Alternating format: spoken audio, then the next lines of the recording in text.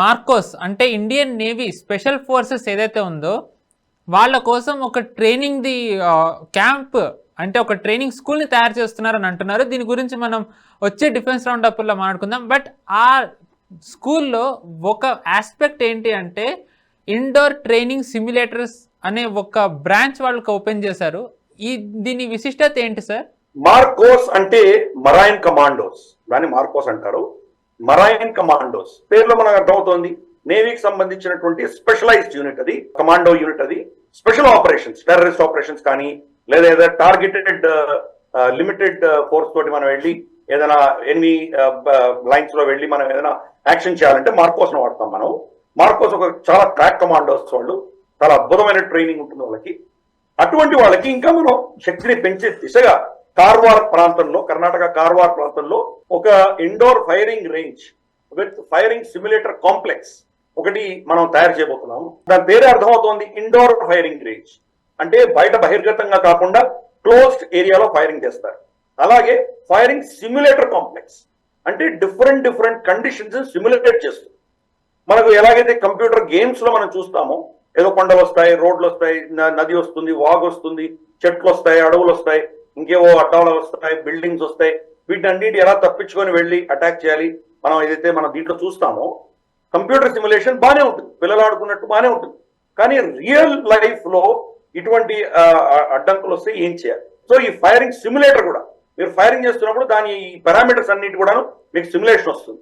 ఆ సిమ్యులేట్ చేస్తున్నటువంటి సిచ్యువేషన్ లో వీళ్ళ ఫైరింగ్ కానీ, వీళ్ళ టార్గెట్ కానీ, ఏవైతే వీళ్ళు ప్లాన్ చేశారో ఆ ప్లాన్స్ కరెక్ట్ గా వెళ్తున్నాయా లేదా అనడానికి మనకు అక్కడ కంప్లీట్ కాంప్లెక్స్ అంతా కూడాను ఎలా డిజైన్ చేయబడిందంటే మోడర్న్ టెక్నాలజీ తోటి ఈ మార్కోస్ ట్రైనింగ్ కి సంబంధించి వాళ్లకు లేటెస్ట్, లేకపోతే మనం ఎక్కడో రష్యాలోనో యుఎస్ లోనో పోయి ట్రైనింగ్ తీసుకోవాల్సి వచ్చేది. వీళ్ళకి కాకుండా వీళ్ళకి స్వయాన వీళ్ళకు అటువంటి సిచ్యువేషన్స్ అక్కడ కల్పించి సిమ్యులేట్ చేసి వీళ్లకు సహాయం చేసి నిజంగా యుద్ధంలో ఎలా ఉంటుందో అటువంటి పరిస్థితులను అక్కడ కల్పించి వీళ్ళకు ట్రైనింగ్ ఇస్తారు.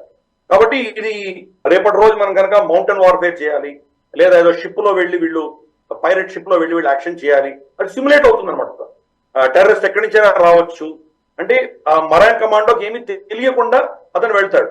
తను ఫైరింగ్ అన్నప్పుడు ఏమవుతుంది, అది దాన్ని ఎలా తప్పించుకోవాలి, దాన్ని ఎలా కౌంటర్ చేయాలి, ఎక్కడ పొటెన్షియల్ థ్రెట్ ఉంటుంది, దాన్ని ఎలా పర్సీవ్ చేయాలి, ఇటువంటివన్నీ కూడాను వాళ్ళకు పారామీటర్స్ ఉంటాయి. ఆ పారామీటర్స్ ఆధారంగా వీళ్ళు ఫైరింగ్ నేర్చుకోవాలి.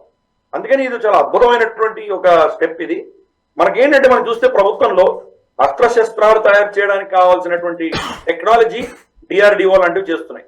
ట్రైనింగ్ ఇప్పుడు మనం చెప్తున్నటువంటి సిమ్యులేటర్ కాంప్లెక్స్ లాంటివి వాళ్ళకి ట్రైనింగ్ ఇచ్చేటువంటివి వస్తున్నాయి.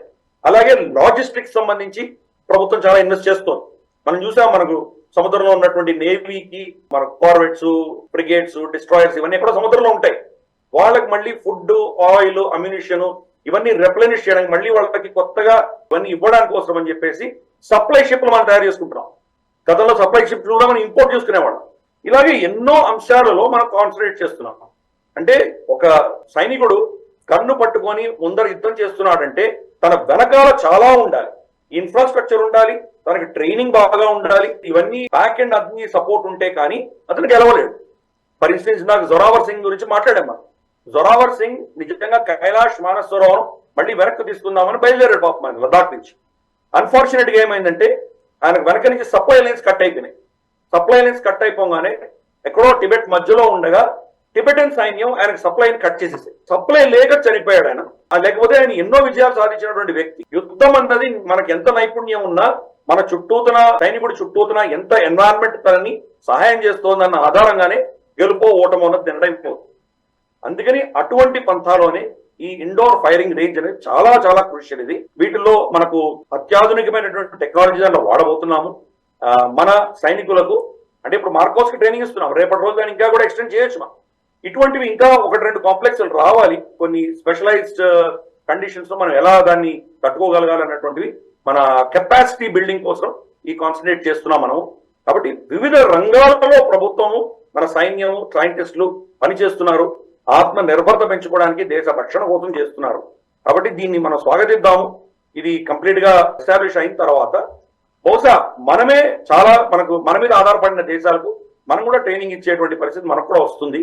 అంటే ఈ రోజు ఒక డిఫెన్స్ పరిస్థితుల్లో ఆర్మీ, నేవీ, మన సెక్యూరిటీ పరిస్థితుల్లో ఒక ఉన్నత స్థాయికి వెళ్లే దిశగా ఆ ప్రయాణంలో ఇది ఒక కీలకమైన మెట్టుగా నేను భావిస్తాను.